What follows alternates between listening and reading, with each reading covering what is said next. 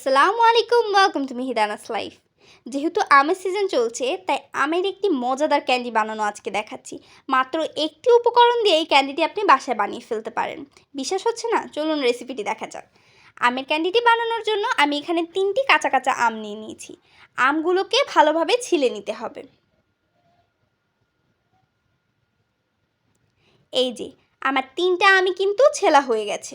এখন আমগুলোকে কেটে নিচ্ছি। আমগুলোকে আমি লম্বালম্বিভাবে করে কেটে নিয়েছি।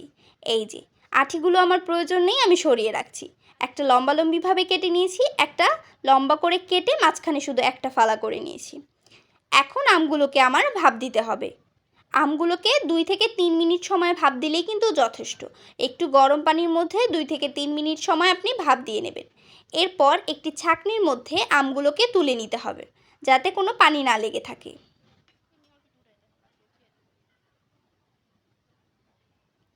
আমগুলোকে আমি ছাঁকনির মধ্যে তুলে নিয়েছি। ছাঁকনি থেকে এখন একটি পাত্রের মধ্যে নামিয়ে নিচ্ছি। আমটাকে আমি একটু চিনি দিয়ে মেখে নেব। এখানে আমি চিনি দিয়েছি 2 টেবিল চামচের থেকে একটু বেশি।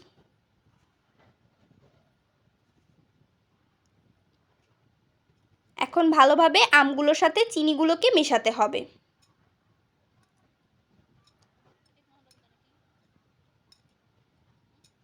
আমগুলোর সাথে চিনি কিন্তু ভালোভাবে মিশে গেছে। এখন আমি দুটো ভাগ করে নিব, কারণ এখানে আমি একটি ভাগে সবুজ রং এবং একটি ভাগে কমলা রং করব। যদি আপনাদের কাছে রং না থাকে তাহলে আপনারা এই পার্টটি স্কিপ করতে পারেন। শুধুমাত্র দেখার সৌন্দর্যের জন্যই আমি এখানে রংটি ব্যবহার করছি। রংটি দিলে একটু আকর্ষণীয় লাগবে, বাচ্চারাও খেতে চাইবে।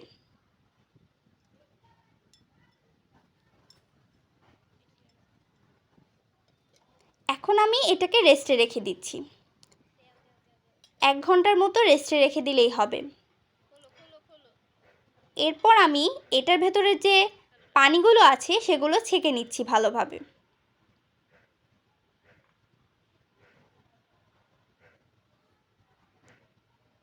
আমের পানিগুলো আমার ছেঁকা হয়ে গেছে। এখানে আমি 1 দিন রোদে দিব।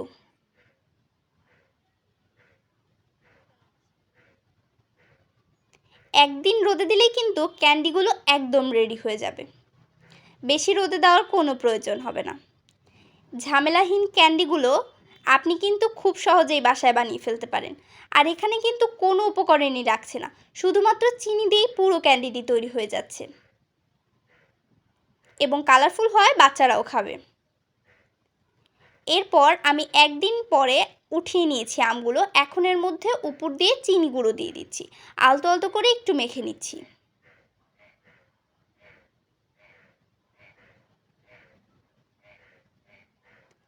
আমার কমলা রঙের আমগুলোর মধ্যেও এভাবে উপরে আমি চিনি গুঁড়ো দিয়ে দেব। এরপর আলতো আলতো করে মেখে নিব।